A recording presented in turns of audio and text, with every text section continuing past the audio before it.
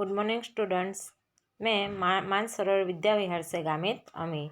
तो स्टूडेंट्स, हमने दूसरा पाठ, संस्कृत का दूसरा पाठ कुलस्य आचारः के कुल की परंपरा के बारे में हमने पढ़ा था। तो हमने 4 पैराग्राफ पढ़े थे। पहले पैराग्राफ में हमने देखा था कि चातक शिशु जो था वो अपनी माता के पास जाता है और कहता है कि माता, मुझे बहुत प्यास लगी है, प्यास से मुझे पीड़ा हो रही है, इसलिए मैं अभी तो बारिश का पानी नहीं मिल रहा, इसलिए मैं तालाब का पानी पीने जा रहा हूँ, तालाब का पानी पीने की इच्छा रखता हूँ। तो माता ने उससे कहा था कि बेटा, हम तो बारिश का ही पानी पीते हैं और हम तालाब का पानी नहीं पीते हैं, यही हमारे कुल की परंपरा है, इसलिए तू तालाब का पानी नहीं पी सकता है। दूसरे पैराग्राफ में हमने देखा था कि चातक शिशु ने माता से कहा था कि मेरी प्यास बहुत बड़ी है, आकाश में अभी बादल भी नहीं दिख रहे हैं, कब बादल बरसेंगे और कब मैं बारिश का पानी पी सकूँगा ये मैं जानता नहीं हूँ, इसलिए प्यास से पीड़ित हुआ मैं तालाब का पानी पीने जाता हूँ। तो तीसरे पैराग्राफ में माता ने फिर से उससे समझाया था कि बेटा, ये हमारे कुल की परंपरा नहीं है, कुल की परंपरा का हमेशा रक्षण करना चाहिए। अतः तुम तड़ाक जलम पातुम न हर्षि, इसलिए तू तालाब का पानी नहीं पी सकता है, तुझे प्यास को सहनी चाहिए और बारिश की प्रतीक्षा करनी चाहिए। हमने यहाँ तक इस तरीके से हमने समझा था, ओके, कि चातक शिशु जो है वो तालाब का पानी पीने की इच्छा रखता है क्योंकि उसे बहुत प्यास लगी थी, पर उसकी माता उसे क्या समझा रही थी कि तालाब का पानी हम नहीं पी सकते हैं क्योंकि ये हमारे कुल की परंपरा नहीं है। चलो अभी चौथे पैराग्राफ से एक बार रिपीट कर देती हूँ। जनन्य कथनम अश्रुत्वा चातक शिशु हो तड़ाक जलम पातुम तड़ांगम गंतुम निर्गच्छन्ति। चलो, कि माता की बातें बिना सुने, अश्रुत्वा का मतलब होगा बिना सुने, चातक शिशु तड़ाक जलम पातुम के तालाब का पानी पीने के लिए तड़ागम गंतुम निर्गच्छति, तालाब की तरफ जाने के लिए निकल पड़ा। मार्गे परिश्रान्तः सः यदा एकस्य कृषकस्य गृहस्य समीपे, कि रास्ते में जब वो थक जाता है तब जब एक खेडूत के घर के पास, समीपे यानी पास, तिष्ठति खड़ा रहता है, तब तातपुत्रयोः वार्तालापम शृणोति, के तातपुत्रयोः यानी पिता पुत्र की वार्तालापम बातचीत शृणोति सुनता है। ये देखो कि माता की बात बिना सुने चातक शिशु जब तालाब का पानी पीने के लिए तालाब की तरफ निकल पड़ता है तब वो रास्ते में थक जाता है, परिश्रांत यानी थक जाता है। वह तब एक किसान के घर के नज़दीक खड़ा रहता है, तब पिता पुत्र की बातचीत सुनता है। कृषकः वृद्धः मरणासन्नः च आसीत्, और जो बूढ़ा किसान था वो मृत्यु के नज़दीक ही था, तो वो बिस्तर पे पड़ा हुआ था। तस्य समीपे स्थितः, के उनके नज़दीक खड़ा हुआ खड़े हुए पुत्र ने तस्मै कृषकाय कथयति, कि वह किसान से कहा, तात पिता अद्य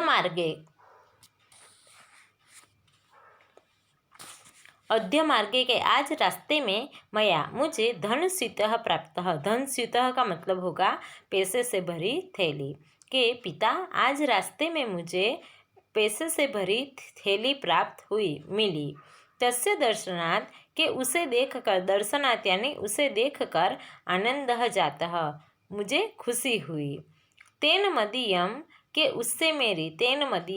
इससे मेरी दारिद्र्यम नष्टम भविष्यति, के जो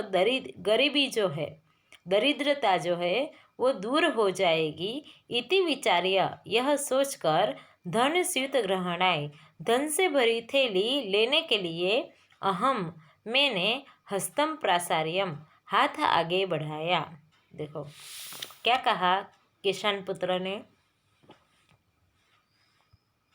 देखो, बूढ़ा किसान था और वो इतना बीमार था कि जैसे मृत्यु के नज़दीक ही था और वो बिस्तर पे पड़ा था। कि एक बूढ़ा किसान था, वो बीमार था और बहुत बुरी तरह से बीमार था और बिस्तर पे पड़ा था। तो उसके नज़दीक खड़े हुए उसके पुत्र ने किसान से कहा कि पिता, आज रास्ते में मुझे धन से भरी थैली मिली। उसे देखकर मैं खुश हो गया। इससे मेरी दरिद्रता नष्ट हो जाएगी। यह सोचकर पैसे से भरी थैली लेने के लिए मैंने हाथ आगे बढ़ाया। प्रासार्यम यानी आगे बढ़ाया। परंतु तदेव मया कि उसी समय तभी मुझे भवदीयः उपदेशः आपने दिया हुआ उपदेश स्मृतः याद आया। अन्यस्य धनस्य ग्रहणम अस्माकं कुलाचारः न इति के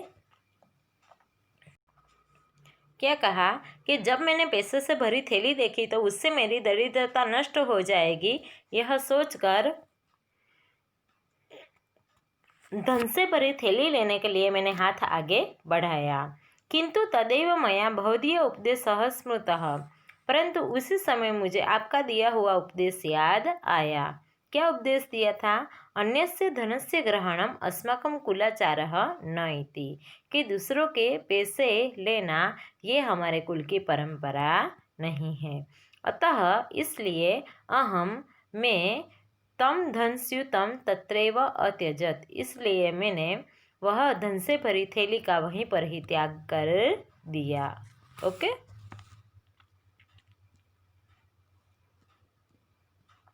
चल एक बार वापस रिपीट करती हूँ कि एक किसान जो था वो बूढ़ा किसान बहुत बीमार था। तो उसके नज़दीक खड़े हुए उसके पुत्र ने वह किसान से कहा, पिताजी, आज रास्ते में मुझे धन से भरी थैली प्राप्त हुई। उसे देखकर मैं खुश हो गया था। इससे मेरी दरिद्रता नष्ट हो जाएगी। यह सोचकर धन से भरी थैली लेने के लिए मैंने हाथ आगे बढ़ाया। परंतु तभी मुझे आपका दिया हुआ उपदेश याद आया कि दूसरों के धन को ग्रहण करना हमारे कुल की परंपरा नहीं है। इसलिए मैंने वह धन से भरी थैली का वहीं पर ही त्याग कर दिया। ओके स्टूडेंट्स, ये पेज आपको अभी समझ में आ गया होगा। ओके, चलो आगे।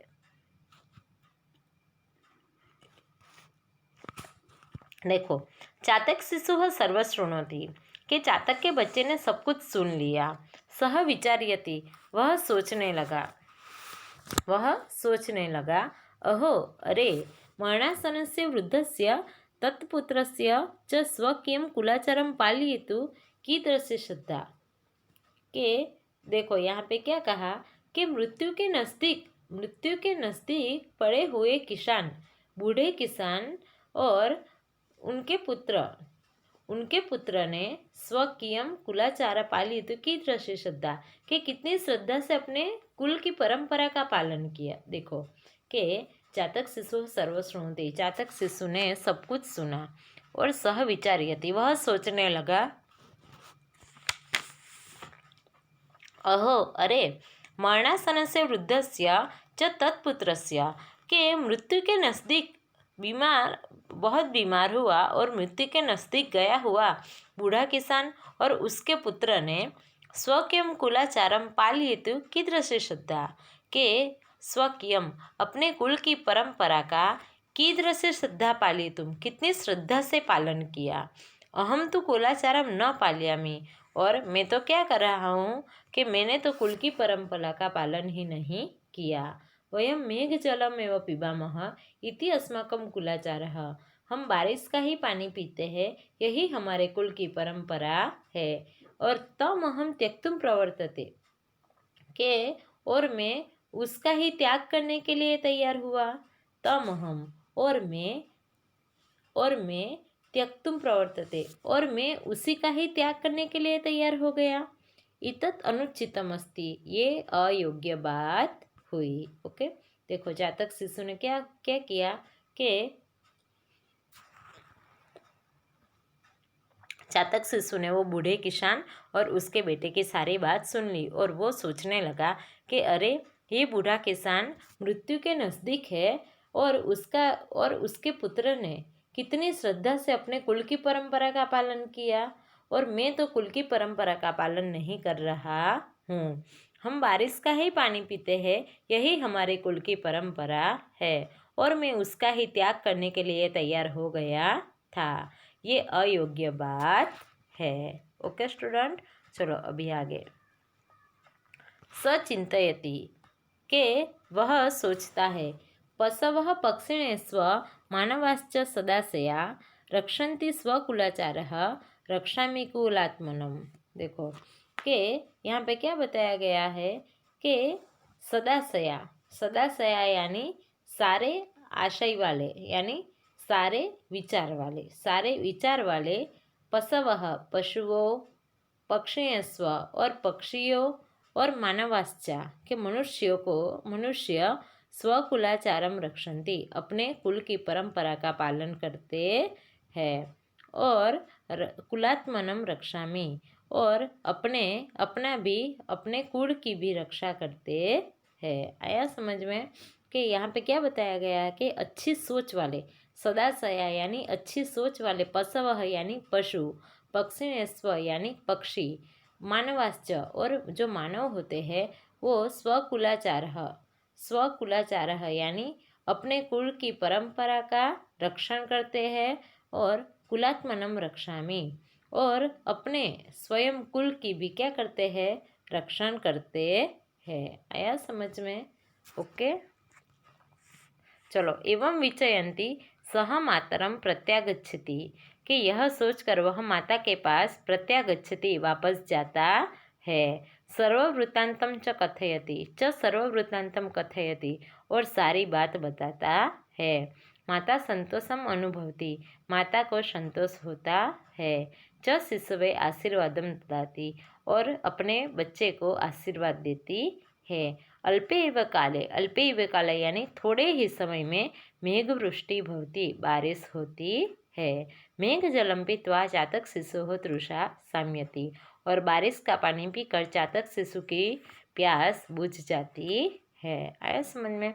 चलो, ये जो श्लोक दिया है ना उसमें क्या बात की गई है कि सदाशया यानी सारे विचार वाले, पशवः पशुओं, पक्षिणस्व पक्षी, मानवाश्च और मानव क्या करते हैं, स्वकुलाचार रक्षन्ति के अपने कुल की क्या करते हैं, अपने कुल का रक्षण करते हैं, और कुलात्मनम के कुल की आत्मा का के कुलात्मनम એટલે કે हाँ क्या करते हैं कि अपने कुल का भी क्या करते हैं, रक्षण करेंगे, ऐसा सोचते हैं। आया समझ में? ओके, चलो। एवं विचयंती यह सोचकर सह मातरम प्रत्यागच्छति के वो माता के पास जाता है, प्रत्यागच्छति यानी वापस जाता है। सर्ववृत्तांतम च कथयति और सारी बात कहता है। माता संतोषम अनुभवती माता को संतोष होता है। जो शिशुवे आशीर्वादम ददाति और अपने बेटे को आशीर्वाद देती है। अल्पे व काले थोड़े ही समय में मेघवृष्टि भवती बारिश होती है।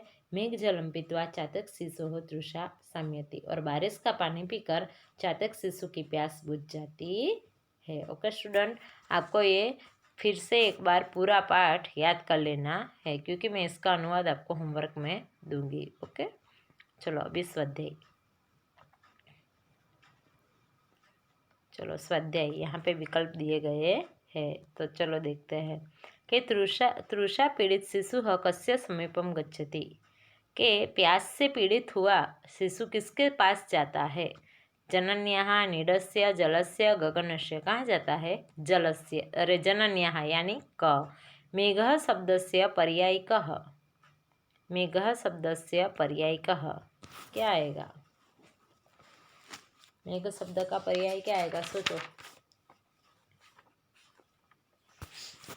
जलदः क्या आएगा, जलदः। सर्वे किम रक्षितव्यम सबको क्या किसका रक्षण करना चाहिए, कुलाचारः ख। वृद्धः कीदृशः आसीतः बूढ़ा किसान कहाँ पे था, मरणासन्नः यानी ग। शिशुः कस्य प्रतीक्षा करोति? शिशुः मेघस्य, क्या आएगा? मेघस्य। पुनरपि शब्दस्य उचितं सन्धिविच्छेदं कुर्वन्ति, पुनः वत्ता अपि यानी क। ओके स्टूडेंट्स, ये MCQ है, आपको वापस इसे पढ़ लेने हैं। अहम तड़ाग जलम पातुम, क्या आएगा? अहम तड़ाग जलम पातुम इच्छामि, एक वचन है ना, वर्तमान काल एक वचन है ना। ओके चलो, तृष्या पीड़ितः कः आसीत्? तृष्या पीड़ितः कः आसीत्, क्या आएगा? कि एक चातक शिशु तृष्या पीड़ित आसीत्। या तो फिर कैसा आंसर लिखेंगे? तृष्या पीड़ितः चातक शिशुः आसीत्। चातक शिशुः किं पातुं न अर्हति? चातक शिशुः तडाग जलं पातुं न अर्हति।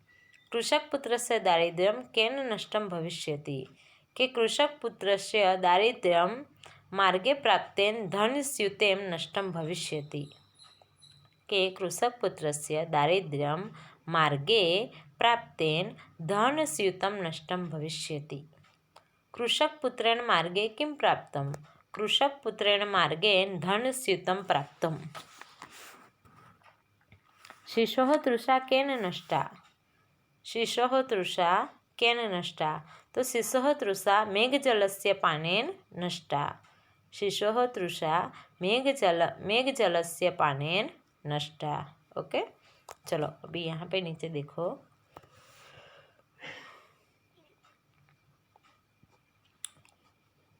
रेखांकित पदानां स्थाने कोष्टकात् पदं प्रस्थाप्य प्रश्नवाक्यं रचयत। चलो, काउंस में दिए गए प्रश्न शब्द से हमें क्या करना है? प्रश्न वाक्य बनाना है। जननी शिशुम बोध्यति, कि माता ने शिशु को समझाया, तो क्या आएगा? का यानी किसने बच्चे को समझाया। मार्गे परिश्रान्तः सः तिष्ठति, के मार्गे कीदृशः सः तिष्ठति, के मार्ग रास्ते में वो किस लिए रुक गया था? थकने के कारण, यानी कीदृशः। कृषकः वृद्धः आसीत्, के किसान बूढ़ा था। तो कः वृद्धः आसीत्, कौन बूढ़ा था। धनस्यूतः मार्गे प्राप्तः, धनस्यूतः कुत्र प्राप्तः, के धन से भरी थैली कहाँ प्राप्त हुई थी, यानी कुत्र। सः तस्य सर्ववृत्तान्तः कथयति, कि वह उसको सभी बात कहता है। तो सः कस्य सर्ववृत्तान्तं कथयति। ओके स्टूडेंट, इस तरीके से आपको क्या करना है? ये तीसरा प्रश्न करना है। चलो, अभी ये वर्तमान काल के रूप है। मैंने वर्तमान काल परस्मय पद के आपको 8 में भी रूप करवाए थे ना सारे, मी वह मह सी थ तह ती तह अंति। ओके, तो ये जो है, तो इसमें क्या करना है? देखो कि ये जो हमारे पहला जो है इच्छा में यानी मी वह मह, यानी वर्तमान काल प्रथम पुरुष एक वचन। ओके, तो इच्छ धातु, काल कौन सा? वर्तमान काल। पद कौन सा? परस्मय पद। पुरुष कौन सा? उत्तम पुरुष। और वचन कौन सा? एक वचन। अभी गच्छति यानी गच्छ धातु, वर्तमान काल, परस्मय पद, फिर क्या आएगा? अन्य पुरुष एक वचन। अहर्षि यानी क्या आएगा? धातु अह। પછી काल कौन सा आएगा? वर्तमान काल। पद कौन सा? परस्मय पद। पुरुष कौन सा? अन्य पुरुष। और क्या आएगा? एक वचन, सॉरी मध्यम पुरुष आएगा और एक वचन। चलो, ती कथयति यानी क्या आएगा? कथ। धातु कौन सा आएगा? कथ। काल कौन सा आएगा? वर्तमान। पद कौन सा आएगा? परस्मय। पुरुष कौन सा आएगा? अन्य पुरुष। और वचन एक वचन। वदति, तो उसमें भी वही वद धातु, वर्तमान काल, परस्मय पद, अन्य पुरुष एक वचन। ओके स्टूडेंट, तो इस प्रकार से आपको ये स्वाध्याय करना है। चलो, अभी मातृभाषायाम उत्तराणि लिखतः, कुलाचार यानी क्या। फिर माता चातक शिशु को क्या न करने के लिए कहती है, क्यों। निर्धन होकर भी किसान के पुत्र ने किस लिए धनस्यूत को स्पर्श भी नहीं किया। फिर चातक शिशु ने तालाब का पानी क्यों नहीं पिया। ओके, आया समझ में कि कुलाचार है यानी क्या? कुलाचार है यानी कुल की परंपरा करना। ओके, फिर माता चातक शिशु को क्या न करने के लिए कहती है? क्यों? माता चातक शिशु को तालाब का पानी पीने के लिए ना मना करती है, क्योंकि तालाब का पानी पीना ये उनके कुल की परंपरा नहीं है। निर्धन होने की वजह फिर भी, निर्धन होकर भी कृषक किसान पुत्र, गरीब होकर भी किसान पुत्र ने धन से भरी थैली का स्पर्श नहीं किया, क्योंकि वो उनके कुल की परंपरा नहीं है। किसान पुत्र को उसके पिताजी ने उपदेश दिया था कि किसी के धन का ग्रहण करना ये हमारे कुल की परंपरा नहीं है, इसलिए हमें कभी भी अन्य का धन नहीं लेना चाहिए।